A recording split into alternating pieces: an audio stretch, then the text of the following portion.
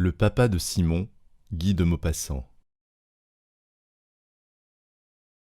Simon avisa tout à coup un petit voisin, le fils d'une veuve qu'il avait toujours vu, comme lui-même, tout seul avec sa mère.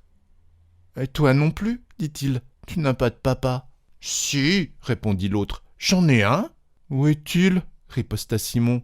« Il est mort, déclara l'enfant, avec une fierté superbe. « Il est au cimetière, mon papa. » Un murmure d'approbation courut parmi les garnements, comme si ce fait d'avoir son père mort au cimetière eût grandi leurs camarades pour écraser cet autre qui n'en avait point du tout. Et ces polissons, dont les pères étaient, pour la plupart, méchants, ivrognes, voleurs et durs à leurs femmes, se bousculaient en se serrant de plus en plus, comme si eux, les légitimes, eussent voulu étouffer dans une pression celui qui était hors la loi. L'un, tout à coup, qui se trouvait contre Simon, lui tira la langue d'un air narquois et lui cria « Pas de papa, pas de papa !» Simon le saisit à 2 mains aux cheveux et se mit à lui cribler les jambes de coups de pied pendant qu'il lui mordait la joue cruellement. Il se fit une bousculade énorme. Les 2 combattants furent séparés et Simon se trouva frappé, déchiré, meurtri, roulé par terre, au milieu du cercle des galopins qui applaudissaient. Comme il se relevait, en nettoyant machinalement avec sa main sa petite blouse toute sale de poussière, quelqu'un lui cria « Va le dire à ton papa !» Alors, il sentit dans son cœur un grand écroulement. Ils étaient plus forts que lui, il l'avait battu, et il ne pouvait point leur répondre, car il sentait bien que c'était vrai qu'il n'avait pas de papa. Plein d'orgueil, il essaya pendant quelques secondes de lutter contre les larmes qui l'étranglaient.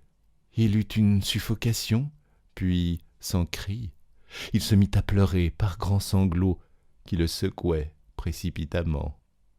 Alors, une joie féroce éclata chez ses ennemis, et naturellement, ainsi que les sauvages dans leur gaieté terrible, ils se prirent par la main et se mirent à danser en rond autour de lui, en répétant comme un refrain « Pas de papa, pas de papa !» Mais Simon, tout à coup, cessa de sangloter. Une rage l'affola. Il y avait des pierres sous ses pieds. Il les ramassa et de toutes ses forces les lança contre ses bourreaux. 2 ou 3 furent atteints et se sauvèrent en criant. Et il avait l'air tellement formidable qu'une panique eut lieu parmi les autres. Lâches, comme l'est toujours la foule, devant un homme exaspéré, ils se débandèrent et s'enfuirent. Resté seul, le petit enfant sans père se mit à courir vers les champs, car un souvenir lui était venu qui avait amené dans son esprit une grande résolution. Il voulait se noyer dans la rivière.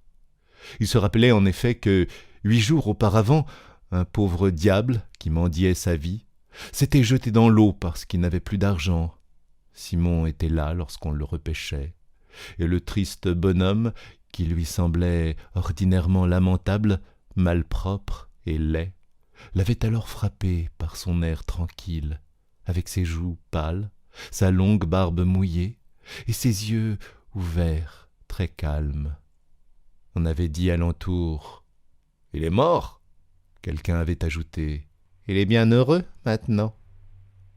Et Simon voulait aussi se noyer, parce qu'il n'avait pas de père, comme ce misérable qui n'avait pas d'argent.